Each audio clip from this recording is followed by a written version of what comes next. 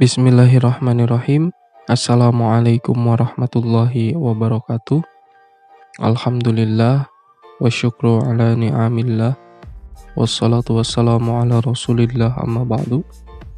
Alhamdulillah, anak-anakku sekalian, setelah sekian lama kita pembelajaran terputus ya, mungkin terhalang oleh pesantren Ramadan, namun alhamdulillah pada kesempatan pagi hari ini kita kembali akan belajar meski masih sebagian kelas secara daring, namun itu semua kita harapkan tidak menghalangi semangat kita di dalam menuntut ilmu. Terkhusus pada pembelajaran pagi hari ini yakni mengenai bab baru, yakni meneladani perjuangan Rasul di Mekah. Pada bab ini kita akan terlebih dahulu mengetahui mengenai peta konsep yang akan disuguhkan. Yang pertama yakni memahami terlebih dahulu kondisi masyarakat Makkah sebelum kenabian. Nah, dengan memahami kondisi masyarakat Makkah sebelum datangnya Islam ini, diharapkan kita dapat memahami dari substansi, strategi, reaksi, dan hikmah dari dakwah Nabi Muhammad yang nanti akan kita bahas. Yang kedua, kita akan mempelajari mengenai sejarah kenabian ya.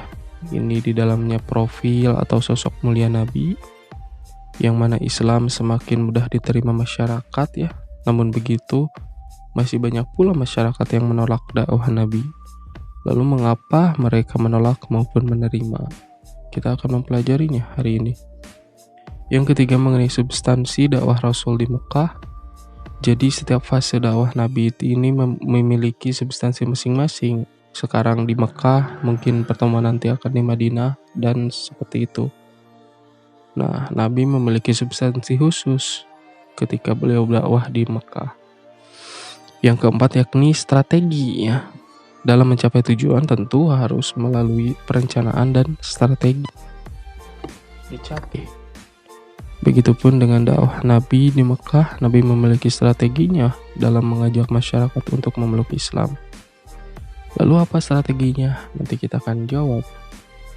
Yang selanjutnya yakni reaksi terhadap dakwah Rasul. Nah, bagi masyarakat dengan yang memiliki kepentingan tertentu, tentu saja dakwah Nabi menjadi aral yang melintang ya bagi mereka. Namun tidak bagi mereka yang menerima dakwah Nabi, yakni diibaratkan oase dalam kondisi kering yang melanda. Yang selanjutnya dan yang terakhir yakni hikmah dari dakwah Rasul di Mekah. Jadi alangkah rugi ya apabila kita membaca sejarah, karena bab ini merupakan konsep sejarah ya, atau pembelajaran sejarah juga, khususnya Nabi, perjuangan Nabi di Mekah. Nah, apabila kita mempelajari sejarah namun tidak mengambil ibrah atau hikmah di balik peristiwa tersebut, maka sangat rugi Bapak rasa ya. Sebab dengan mengambil ibrah atau hikmah, kita dapat mengambil pelajaran untuk kemudian diterapkan dalam kehidupan sehari-hari. Nah, yang pertama yakni langsung saja ya, mengenai kondisi masyarakat Arab pra-Islam. Pra ini adalah sebelum ya. Nah, jadi sebelum Islam datang, masyarakat Arab ini merupakan komunitas ya yang mengabaikan atau seringkali mengingkari fitrah sebagai manusia, seperti peperangan yang terjadi antara suku dan kabilah ya. Kabilah ini biasanya bagian dari suku yang berlangsung selama puluhan tahun ya. Penguburan anak-anak perempuan ya, hidup-hidup itu tuh. Jadi apabila ada anak perempuan dikubur hidup-hidup karena mereka merasa malu ya, tidak berguna seperti itu. Nah, ini kondisi sebelum Islam datang. Masyarakatnya menyembah kepada berhala ya. Lalu kemudian penindasan terhadap warga yang memiliki status sosial rendah, misalnya berkasta-kasta, oleh para bangsawan merupakan bagian dari hidup sehari-hari mereka. Nah, selain itu, kegemaran mereka terhadap khamar, minuman keras, narkoba, narkotika, fanatisme kesukuan yang tinggi dan menempatkan kaum perempuan pada derajat yang paling rendah. Ya, pada saat itu adalah cara hidup yang lazim, yang biasa sekali dijumpai. Nah, lalu kemudian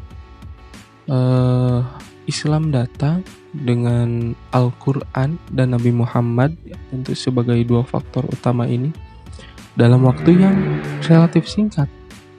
Dengan waktu yang relatif singkat ini, Islam merubah cara masyarakat itu dari masyarakat yang dalam tanda kutip biadab menjadi beradab, ya.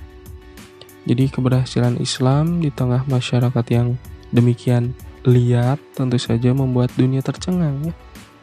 Bahkan ada dua negara yang saat itu Bizantium dan Persia dengan Zoroaster, ya, telah Bapak sampaikan, tidak pernah mempertimbangkan untuk menguasai wilayah ini, wilayah Arab ini, karena kerasnya kehidupan dan penghuninya. Nah, ini sangat menarik, ya, bahwa sebelum Islam datang, perang antar suku itu sangat lumrah, derajat yang sangat rendah bagi perempuan. Bahkan jika ada anak perempuan lahir ini dikubur hidup-hidup, ya, karena merasa malu seperti itu, ya, dulu. Menyembah berhala, agamanya menyembah berhala, paganisme seperti itu, ya. Lalu menindas terhadap kaum-kaum yang lemah, budaya mabuk, berzina dan sebagainya itu adalah biasa, seperti adat istiadat biasa. Nah, ketika Islam datang, Nabi Muhammad menyekat semuanya, memberhentikan semuanya, memberhentikan budaya-budaya lama yang tentunya tidak masuk, ya, tidak berkorelasi dengan nilai-nilai ketuhanan maupun kemanusiaan.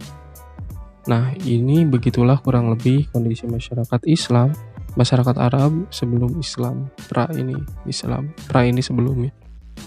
Nah, sebelum masuk ke bagaimana strategi Nabi atau bagaimana substansi Nabi dalam dakwah, Bapak akan sedikit menjelaskan sejarah singkat mengenai kenabian, profil kenabian. Jadi Nabi lahir pada hari Senin Rabiul Awal kurang lebih 570 Masehi, yang kita kenal dengan tahun gajah, ya. Mengapa tahun gajah? Jadi Nabi lahir 50 hari setelah penyerangan Raja Abrahah al-Ashram dari Yaman, ya, untuk menghancurkan Ka'bah dengan menggunakan gajah. Oleh karena itu makanya dikenal dengan tahun gajah. Ayah Nabi bernama Abdullah dan beliau meninggal ketika Nabi di dalam kandungan. Lalu ibunda Nabi yakni bernama Siti Aminah. Setelah 2 tahun setelah lahir hingga 2 tahun Nabi disusui dan diasuh oleh Siti Halimatus Sa'diyah. Lalu kemudian ketika Nabi berumur 6 tahun, ibunda tercintanya meninggal dunia. Lalu kemudian Nabi dirawat oleh kakeknya yang bernama Abdul Muthalib. Setelah kakeknya meninggal, kemudian Nabi dirawat oleh pamannya, yakni Abu Thalib, dan diajak berdagang ke Syams. Lalu setelah demikian lama, berhari-hari, bertahun-tahun, ketika Nabi sampai di kota Basrah, Nabi bertemu dengan pendeta dari pendeta Buhairah. Pendeta tersebut mengetahui tanda-tanda kenabian yang ada pada diri Nabi. Lalu kemudian ketika umur 25 tahun, Nabi menikah dengan Siti Khadijah. Lalu kemudian Nabi diangkat menjadi Rasul ketika usia beliau 40 tahun. Ketika itu Nabi berkholwat di Gua Hira. Lalu kemudian Nabi berdakwah selama 23 tahun, 13 tahun di Mekah dan 10 tahun di Madinah. Maka kurang lebih Nabi meninggal dunia di usia 63 tahun. Itu adalah profil singkat Nabi. Sekarang kita masuk ke substansi dakwah Rasul. Jadi menurut beberapa riwayat yang sahih, Nabi pertama kali diangkat menjadi Rasul ketika usianya 40 tahun. Bertepatan pada tanggal 17 Ramadan. Jadi ketika itu malaikat Jibril datang membacakan wahyu yang pertama yang disampaikan kepada Nabi, yakni Quran surah Al-Alaq yang berbunyi, A'udzubillahi minasyaitonirrajim. Bismillahirrahmanirrahim. Iqra bismi rabbikal ladzi khalaq. Khalaqal insana min 'alaq. Iqra wa rabbukal akramul ladzi 'allama bil qalam. 'Allamal insana ma lam ya'lam. Shadaqallahul adzim. Nah, itu adalah ayat yang pertama turun ya. Quran surah Al-Alaq 1 ayat 1 sampai dengan 5. Nah, kemudian Nabi menerima ayat-ayat Al-Quran secara berangsur-angsur dalam jangka tadi ya 23 tahun. Ayat-ayat tersebut diturunkan berdasarkan kejadian faktual ya yang sering yang terjadi. Sehingga oleh karena itu maka sehingga setiap ayat Al-Quran turun itu disertai dengan sebab-sebab kejadian yang mendasari turunnya ayat. Misalkan ada kejadian A, maka turun ayat A, seperti itu ya. Itu namanya asbabun nuzul. Lalu kemudian ayat-ayat tersebut turun, dikumpulkan sebagai kompilasi bernama Al-Mushaf yang juga dinamakan Al-Quran. Nah, substansi Nabi selanjutnya yakni ajaran-ajaran pokok Rasul di Mekah. Yang pertama yakni ketauhidan. Jadi Rasul diutus Allah untuk membawa ajaran tauhid ya. Masyarakat Arab yang saat Nabi dilahirkan bahkan sebelum Nabi lahir hidup dalam praktik kemusyrikan ya, seperti yang kita tahu. Segala sesuatu di alam ini, langit, bumi, matahari, bintang dan sebagainya itu dijadikan Tuhan bagi mereka, bahkan patung-patung dan sebagainya. Lalu kemudian Nabi mengajarkan bahwa Allah itu Maha mengetahui. Allah adalah Tuhan dari segala Tuhan yang kalian sembah itu. Nah, mengajarkan manusia berbagai macam ilmu Allah, bahwa Allah itu mengajarkan manusia dari berbagai macam ilmu pengetahuan dan segala hal-hal ketauhidan yang lain, ajaran keimanan yang lain, ajaran yang utama yang diemban kepada Rasul yang bersumber kepada wahyu ilahi. Banyak ya di Al-Quran yang memerintahkan beliau, Nabi, agar menyampaikan keimanan sebagai pokok ajaran Islam yang sempurna. Nah, ajaran tauhid ini berbekas sangat dalam di hati Nabi dan para pengikutnya, para sahabatnya, sehingga menimbulkan keyakinan ya. Dengan keyakinan ini pula mereka percaya bahwa Allah akan memberikan kebahagiaan hidup pada mereka. Nah, ini yang menjadi dasar substansi Nabi berdakwah di kota Mekah. Nah, itu berarti yang pertama tauhid. Yang kedua yakni akhlak mulia. Mengenai akhlak mulia ini tentu sering kita dengar bahwasannya Nabi ini adalah sosok al-amin, yakni yang dapat dipercaya ya. Jadi Nabi Muhammad jauh sebelum menjadi Rasul itu beliau dikenal oleh masyarakat Arab tentunya sebelum Islam sebagai sosok yang dipercaya ya. Beliau amanah, jujur dan sebagainya, suka menolong, meringankan beban orang lain ya. Dan ia juga memelihara hubungan kekeluargaan serta persahabatan dengan orang lain. Jadi Nabi ini hadir di dalam sosok yang sopan ya, lembut, menghormati setiap orang dan memuliakan tamu. Jadi Nabi ini di sisi lain Nabi juga tampil dalam sosok yang sangat berani ya, membela kebenaran kalau benar itu selalu dibela, teguh pendirian dan tekun dalam kehidupannya. Nah,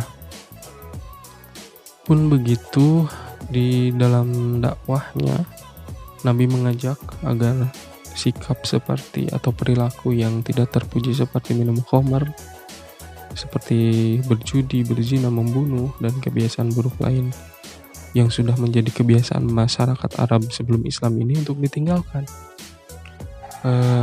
Dengan akhlak Nabi yang luhur ini kemudian menjadikan pelajaran bagi kita bahwasannya Nabi ini sangat pandai memadukan antara teori dan praktek. Ia mengajarkan akhlak mulia kepada masyarakat, sekaligus juga ia membuktikan ya dengan perilakunya yang sangat luhur, dan ini adalah akhlak Rasulullah. Akhlak Rasul ini adalah apa yang dimuat di dalam Al-Quran itu sendiri ya. Ia tidak hanya mengajarkan, tetapi juga mencontohkan dengan akhlak terpuji. Bahkan mungkin pernah kita dengar ya, bahwasannya Nabi ini masuk pada 100 tokoh paling berpengaruh di dunia dengan menempatkan Rasul sebagai manusia tersukses dalam mengubah perilaku manusia yang biadab tadi menjadi manusia yang beradab. Sekarang kita masuk ke strategi dakwah Rasul.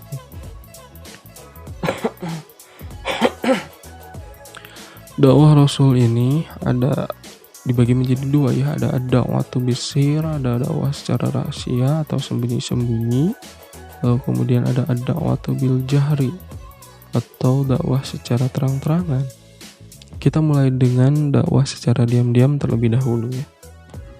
Tadi kita telah mengetahui bahwasannya watak dari suku Quraisy sebelum Islam atau kafir Quraisy ini dan keteguhan mereka berpegang teguh pada keyakinan atau penyembahan berhala ini membuat Nabi berdakwah secara sembunyi-sembunyi agar tidak menimbulkan keresahan ya dan kekacauan di kalangan masyarakat Quraisy pada saat itu. Jadi Rasul memfokuskan dakwah ini kepada orang-orang terdekat terlebih dahulu ya. Seperti keluarga, para sahabatnya, lalu kemudian rumahnya dijadikan sebagai pusat kegiatan dakwah Darul Arqam yang kemudian masyhur itu. Lalu kemudian di Darul Arqam ini ia menyampaikan risalah-risalah tauhid, ajaran Islam dan sebagainya kepada para pengikut dan sahabatnya. Nah, di dalam dakwah yang secara sembunyi-sembunyi dikenal dengan Sabiqunal Awwalun, yakni orang-orang yang pertama yang mengakui kerasulan Nabi seperti Siti Khadijah, istri Nabi, Ali bin Abi Thalib, Zaid bin Harisah, Abu Bakar Siddiq, lalu kemudian perlahan masuk juga Utsman bin Affan, Zubair bin Awam, Sa'id bin Abi Waqqas, Abdurrahman bin Auf, Thalha bin Ubaidillah, Abu Ubaidillah bin Jarrah, lalu kemudian Fatimah bin Khattab dan suaminya Said bin Zaid al-Adawi, Arqam bin Abil Arqam dan beberapa orang lainnya yang berasal dari suku Quraisy. Nah, timbullah pertanyaannya, tadi kan kalian telah mengetahui bahwa masyarakat Arab ini sangat mengakar kuat adat istiadatnya. Kemudian ada agama baru, lalu mengapa ada Sabiqunal Awwalun? Ia menerima atau mereka menerima ajaran Islam ini. Mengapa bisa seperti itu? Sebab tadi ya, pribadi Rasul yang begitu luhur, agung, tidak pernah ia melakukan hal yang tercela hina. Ia adalah pribadi yang sangat jujur, ya, amanah, sabar, bijaksana, dan lemah lembut dalam menyampaikan ajaran serta ajaran Islam. Bagaimana mungkin orang yang dikenal jujur, amanah, hingga dijuluki Alamin ini berbohong dalam menyampaikan wahyu? Itu yang pertama. Yang kedua, yakni ajaran Islam yang ditawarkan Rasul ini sangat rasional, ya, masuk akal, logis, dan universal. Seperti menghargai hak-hak asasi manusia, ya. Karena sebelumnya ada bayi perempuan dikubur hidup-hidup, lalu kemudian datang Rasul menghargai hak untuk hidup, hak-hak asasi manusia, memberikan hak yang sama, ya, keadilan, lalu kemudian kepastian hidup setelah mati. Lalu kemudian Islam ini adalah menyempurnakan ajaran-ajaran sebelumnya, yakni ajaran yang dibawa oleh para Rasul terdahulu berupa penyembahan terhadap Allah, berbuat baik terhadap sesama, ya, menjaga kerukunan, larangan dalam berbuat zina, membunuh, dan lain sebagainya. Alasan yang keempat yakni mereka sadar akan tradisi dan kebiasaan-kebiasaan lama yang begitu jauh dari nilai-nilai ketuhanan dan nilai-nilai kemanusiaan. Bagaimana mungkin mereka dapat bertahan di tengah hidup yang sangat crowded gitu ya, sangat amburadul, hancur gitu ya, chaos gitu ya. Ada di sana sini mabuk dan sebagainya. Jadi mereka sadar lalu kemudian mengikuti ajaran Nabi. Nah, selanjutnya yakni dakwah secara terang-terangan. Dakwah dimulai dengan Rasul menyuruh masyarakat Mekah untuk beriman kepada Allah. Lalu kemudian turun wahyu Al-Hijr ayat 94. Kemudian tak lama kemudian didukung oleh istrinya Siti Khadijah waktu itu, pamannya Abu Thalib, para sahabat dan pengikut Nabi dengan keyakinan Allah akan senantiasa menyertai mereka. Nah, kemudian dakwah ini sama ya, memiliki pola dari yang terdekat hingga jauh, seperti sanak saudara, sanak keluarga, kaum, lalu penduduk umum kota Mekah. Nabi mencoba mengajak pamannya yakni Abu Lahab dan Abu Jahal untuk beriman kepada Allah. Namun mereka menolak mentah-mentah ya, dengan mengatakan bahwa agama mereka lah yang paling benar, sembari mengejek, mencemooh, menghina, bahkan mengancam Nabi. Lalu kemudian melihat pengikut Nabi, walaupun banyak yang mencemooh, menghina dengan izin Allah, pengikut Nabi ini semakin banyak ya. Mereka ya, Abu Lahab, Abu Sufyan, para bangsawan, pemuka Quraisy meminta para penyair untuk mengolok dan mengejek Nabi ya. Kalau zaman sekarang mah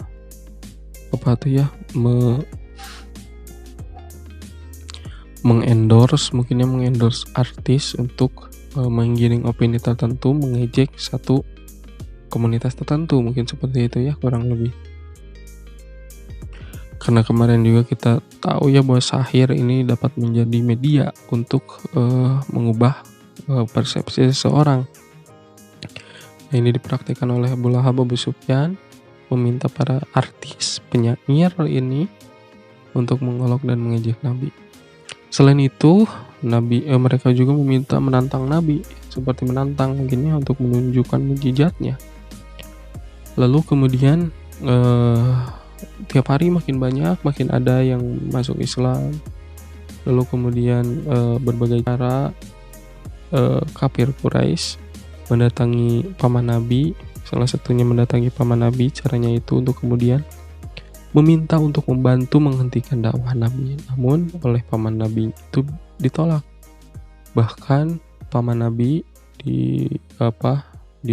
mungkin oleh kafir Quraisy ini diajak atau dibawakan satu pemuda yang gagah ya untuk kemudian ditukar dengan Nabi. Namun oleh paman Nabi ini ditolak. Nah, orang Quraisy ini sejak itu mencaci maki bahkan menyiksa kaum muslim termasuk Nabi. Nah, peristiwa yang paling terkenal mungkin adalah penyiksaan Bilal ya pada saat itu. Bagaimana mungkin seorang budak gitu ya, dari budak hitam disiksa oleh kafir Quraisy, bahkan ada riwayat ditindih oleh batu. Namun kemudian budak tersebut yang bernama Bilal ini tetap kuat, tetap mengatakan bahwa Allahu Ahad, Allah yang Esa, Allah yang satu, tetap percaya beriman kepada Tuhannya. Nah, ini adalah sosok yang sangat dapat kita tiru ya, bahwa dalam keadaan apapun beliau meyakini bahwa Allah lah yang satu. Begitupun ketika beliau disiksa fisiknya, itu tidak menggetarkan hati beliau untuk meninggalkan ajaran Allah. Beliau tetap yakin bahwa ajaran Allah lah yang ada di hatinya. Lalu kemudian Nabi turut mendapatkan penyiksaan ya. Tidak hanya Bilal saja, Nabi juga seperti itu. Lebih tepatnya Nabi dilempari kotoran najis ketika di depan rumahnya, dilempar saja. Lalu kemudian Nabi SAW ketika itu sedang sholat dilemparkan isi perut kambing ya. Wah, berbagai cara ya mereka lakukan, kafir Quraisy lakukan untuk menghentikan dakwah Nabi. Misalkan menawarkan Nabi harta yang berlimpah, mau berapa banyak harta biarkan kami kumpulkan agar engkau berhenti berdakwah. Itu ditawarkan. Lalu kemudian, apakah kamu ingin menjadi raja di antara golongan-golongan kami? itu juga ditawarkan, ataupun fasilitas yang lain ya, mau wanita dan sebagainya ditawarkan. Namun tentu saja Nabi tolak ya, karena Nabi tidak gila harta, tidak gila kekuasaan, maupun tidak gila fisik ya, maupun gila akal. Nabi berdakwah murni 100% hanya menjalankan perintah Allah untuk mengajak manusia kepada sebaik-baiknya bertakwa kepada Allah. Nah, mengapa kafir Quraisy ini tidak menerima ajaran Nabi? Ini ada 3 alasan kafir Quraisy tidak menerima dakwah Nabi ini. Yang pertama, kafir Quraisy ini adalah bangsa jahil, kita kenal ya, bangsa bodoh, sombong, angkuh ya. Mereka menganggap bahwa semua yang telah mereka lakukan ini adalah benar. Jadi mereka menganggap bahwa tidak salah dengan apa yang mereka lakukan. Nah, ini bahaya sekali ya. Seorang siswa yang seharusnya belajar teguh dengan merasa benar dan menganggap salah kepada lawan bicaranya atau lawan diskusinya, itu sangat salah sekali ya. Orang yang bijak adalah orang yang selalu menerima nasihat dari orang lain, siapapun itu. Jadi tidak menganggap salah, meskipun kita merasa diri kita benar, namun tidak menganggap orang lain salah juga ya, seperti itu. Karena itu adalah bukti dari kesombongan, sama seperti bangsa Arab jahiliyah ini, kafir Quraisy ini. Mereka membuat syair ya, buat seperti kesombongan seperti itu. Lalu memandang bahwa mereka mulia ya, tinggi derajatnya dari golongan bangsa Arab yang lain. Mereka tidak menerima ajaran Islam yang membawa persamaan hak dan derajat ini. Oleh karenanya mereka tidak mengakui ajakan dari Nabi. Yang kedua yakni fanatisme buta terhadap leluhur ya. Jadi kebiasaan menyembah berhala, kegiatan musyrik ini menyebabkan mereka sangat sulit menerima ajaran tauhid ya, atau menyembah Allah yang esa, yang ahad tentunya. Nah, kebiasaan ini mungkin sudah lama, kebiasaan yang sudah lama ini sudah mengkristal, berakar, lalu kemudian sulit sekali diberikan pemahaman bertauhid. Nah, itu yang kedua. Yang ketiga yakni eksistensi dan persaingan kekuasaan. Tentu saja ini ya yang menjadi poin ketiga. Penolakan terhadap ajaran Rasul ini dapat ditinjau dalam segi politis. Dalam segi politis, hadirnya Rasul dapat melemahkan eksistensi dan kekuasaan mereka. Jika mereka menerima ajaran Rasul, mereka menganggap bahwa ajaran yang dibawanya selama ini akan berakibat pada lemahnya kekuasaan mereka ya. Jadi tentu sangat bertolak belakang dengan ajaran Rasul. Itulah sebabnya mereka mati-matian mempertahankan eksistensi dan keberadaan mereka untuk menurut Rasul. Nah, itu adalah alasan mengapa mereka menolak ajaran Rasul. Nah, tadi kan kita telah mengetahui bahwa dakwah Nabi yang ditolak, dilawan secara habis-habisan oleh kaum kafir Quraisy.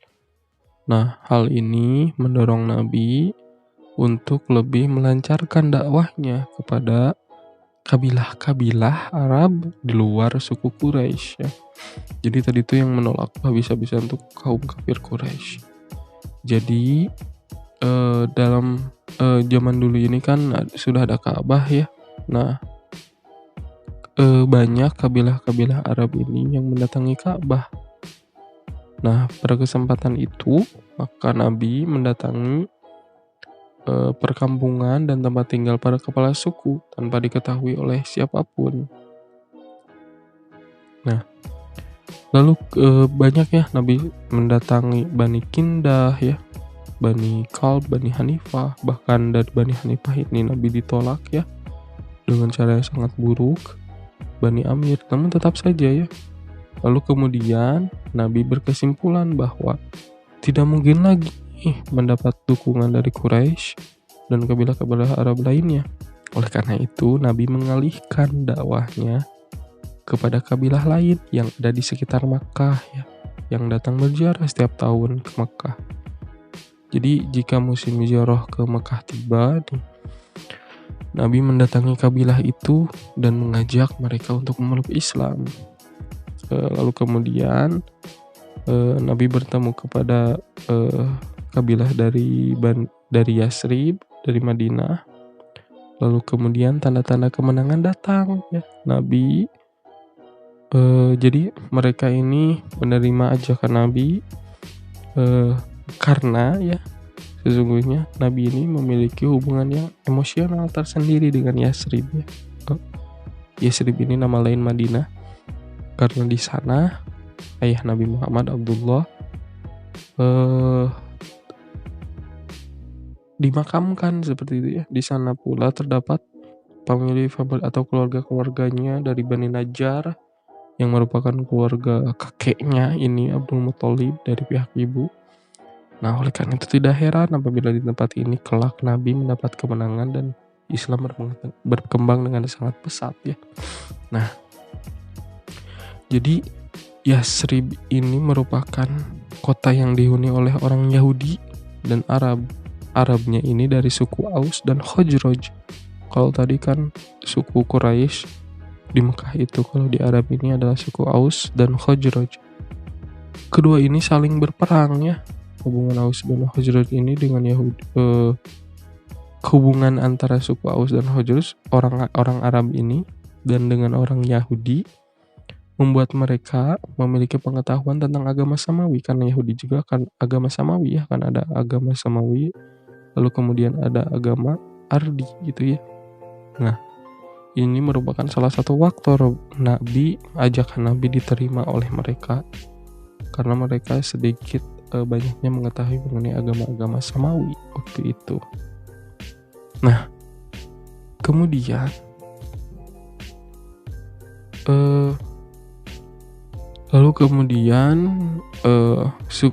orang-orang Khazraj ini ketika ke Mekah diketahui oleh Nabi ya, dan Nabi pun segera menemui suku ini.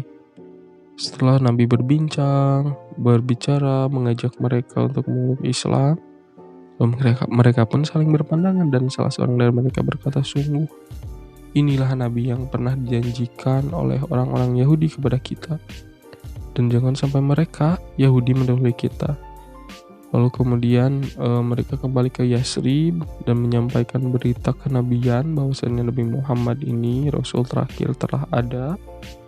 Lalu mereka menyatakan kepada masyarakatnya bahwa mereka telah menganut agama Islam. Nah, berita dan pernyataan yang mereka sampaikan kepada kaumnya ini mendapat sambutan yang baik dari masyarakat. Jadi akhirnya pada musim hijrah tahun berikutnya datanglah 12 orang penduduk Yasrib menemui Nabi di Aqobah, maka dinamakan dengan perjanjian Aqobah. Di tempat ini mereka berjanji kepada Nabi yang kemudian dikenal dengan perjanjian Aqobah 1, yang isinya adalah sebagai berikut, yakni setia kepada Nabi, rela berkorban harta maupun jiwa, ikut menyebarkan ajaran Islam, tidak akan menyekutukan Allah, tidak akan membunuh, tidak akan melakukan kecurangan dan kedustaan. Lalu kemudian Nabi mengutus Mus'ab bin Umair untuk membantu dakwah ke Yasrib. Nah, ketika setahun kemudian, ketika tahun 13 kenabian, Mus'ab ini kembali dari Yasrib bersama rombongan dari Yasrib berjumlah 75 orang. Kemudian bertemu dengan Nabi didampingi oleh Abbas bin Abdul Muthalib pada waktu tengah malam di Bukit Aqobah. Lalu kemudian ada lagi ikrar atau perjanjian yang kedua, perjanjian Aqobah yang kedua yang berbunyi siap dan bersedia melindungi Nabi, lalu ikut berjuang dalam membela Islam dengan harta maupun jiwa, lalu kemudian ikut memajukan Islam dan menyampaikan kepada sanak saudara Nah, yang terakhir adalah siap menerima segala resiko dan tantangan. Ini adalah eh,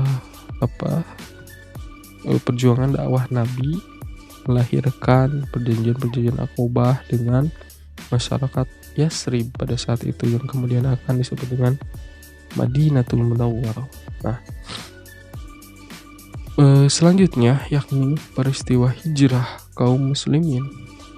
Nah, jadi hijrah ini bukan hanya ke Madinah ya, seperti yang kita tahu. Hijrah yang pertama kaum muslim adalah ke Habasyah atau Abisinia. Ceritanya ya, jadi dulu kan orang-orang muslim ini kan disiksa ya oleh bangsa-bangsa kaum Quraisy. Nah, untuk menghindari siksaan dari kaum Quraisy ini, Nabi menyarankan para pengikutnya untuk hijrah ke Habsyi. Nah, di sana ada petanya ya. Jadi para sahabat ini hijrah 2 kali ke Habasyah ini. Yang pertama sebanyak 15 orang. Terdiri dari 11 orang laki-laki dan 4 orang perempuan. Jadi mereka berangkat secara sembunyi-sembunyi tentunya. Kalau tidak sembunyi-sembunyi ketahuan bakal disiksa seperti itu ya. Lalu kemudian sampai di sana mereka mendapatkan perlindungan yang baik untungnya dari Najasyi, Raja Najasyi. Nah, Najasyi ini adalah raja dari tadi ya sebuah wilayah yang bernama Habasyah atau Abisinia. Nama pemimpinnya yakni Raja Najasyi. Nah, di sana para sahabat yang 15 orang itu di sana. Lalu kemudian tidak lama kemudian mendengar di Mekah telah aman. Padahal itu adalah berita bohong, hoax ya. Jadi zaman dulu juga sudah ada hoax. Lalu mereka kembali ke Mekah, namun ternyata apa yang mereka dapatkan? Di Mekah masih ada siksaan oleh kaum kafir Quraisy. Bahkan siksaannya melebihi dari sebelumnya. Oleh karena itu mereka kembali hijrah lagi yang kedua kalinya ke Abisinia. Sekitar tahun kelima kenabian ya. Kali ini lebih banyak yakni 80 orang laki-laki. Ada pemimpinnya yang bernama Ja'far bin Abi Thalib. Nah, mereka tinggal di sana hingga sesudah Nabi hijrah ke Yasrib. Hijrah yang kedua yakni seperti yang kita kenal ya, hijrah ke Madinah, Madinatul Munawwarah. Nah, setelah kita mengetahui tadi ikrar Aqobah kedua, nah dilakukan ya di Bukit Aqobah itu. Ternyata pas ikrar Aqobah kedua ini diketahui oleh orang Quraisy. Nah, sejak itu tekanan-tekanan, intimidasi, siksaan ya dari kaum Quraisy terhadap kaum muslim ini makin meningkat, makin parah.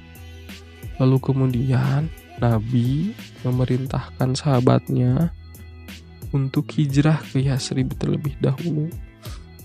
Dalam waktu 2 bulan, hampir semua kaum muslim, sekitar 150 orang waktu itu berangkat ke Yasrib, menyisakan Abu Bakar dan Ali yang masih menjaga dan membela Nabi di Mekah. Akhirnya, singkat cerita Nabi pun hijrah setelah mendengar rencana kaum Quraisy akan membunuh Nabi. Nah, Nabi dengan ditemani oleh Abu Bakar berhijrah ini ke Yasrib sesampai di Kuba lah, kurang lebih 5 km dari Madinah itu, dari Yasrib, beristirahat. Lalu kemudian tinggal di sana ya beberapa hari. Nabi menginap di rumah Umi Kulsum di Kuba itu. Lalu di halaman rumah ini Nabi membangun masjid yang dikenal dengan Masjid Kuba, masjid pertama yang dibangun pada masa Islam oleh Nabi tentunya. Nah, tak lama kemudian Ali datang menyusul setelah menyelesaikan amanah yang diserahkan Nabi kepada Ali ya.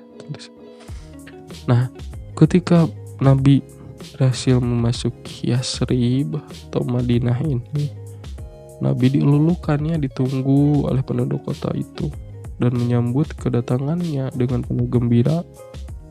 Makanya kan ada syair Thala al-badru alaina, ya telah datang rembulan kepada kita semua. Jadi Nabi sangat dilulukan lah sejak ketika saat itu. Oleh karenanya Yasrib ini nama kota ya Yasrib itu diganti dengan Madinatun Nabi atau kota Nabi, atau sering pula disebut dengan Madinatun Munawwaroh. Madinatun itu adalah artinya kota, Munawwaroh ini yang bercahaya. Jadi Madinatun Munawwaroh adalah kota yang bercahaya. Nah, demikian dinamakan Madinatun Munawwaroh karena dari sanalah sinar Islam memancar kepada seluruh penjuru dunia. Bagaimana bisa begitu? Akan kita bahas pada pertemuan selanjutnya ya, karena sudah lumayan lama nih waktunya.